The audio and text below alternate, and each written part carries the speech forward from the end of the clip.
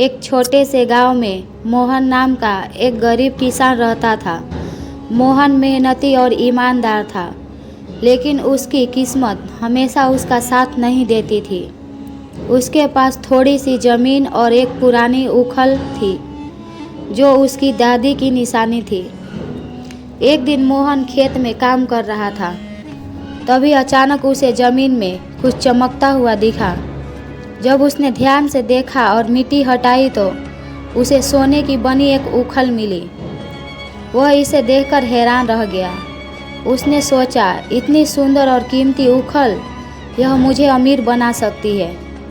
मोहन उखल को ले आया और खुशी खुशी अपनी पत्नी को दिखाया।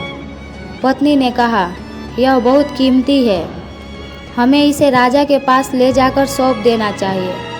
मोहन को उसकी बात ठीक लगी। अगले दिन वह उखल लेकर राजा के दरबार में पहुंचा। उसने राजा को पूरी बात बताई और सोने की उखल भेंट कर दी। राजा ने उखल देखकर उसकी ईमानदारी की सराहना की, लेकिन राजा के मन में लालच आ गया। उसने कहा, अगर तुम्हारे पास सोने की उखल है तो जरूर उसका मूसल भी होगी। मोहन ने कहा, महाराज, मुझे सिर्फ यही उखल मिली है, मूसल नहीं मिली। लेकिन राजा ने उसकी बात नहीं मानी और उसे जेल में डालने का आदेश दे दिया। मोहन जेल में उदास बैठा था। कुछ दिन बाद राजा को अपने किए पर पछतावा हुआ।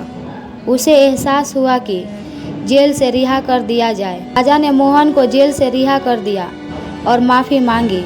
साथ ही उसे इनाम में ढेर सारा धन और ज़मीन दी। मोहन ने राजा को माफ़ कर दिया और खुशी खुशी अपने गांव लौट आया। अब वह सुखी और समृद्ध जीवन बिताने लगा।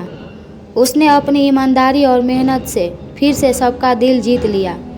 इस कहानी से हमें यह सीख मिलती है कि ईमानदारी और सच्चाई की हमेशा जीत होती है, जबकि लालच का नतीजा बुरा होता है।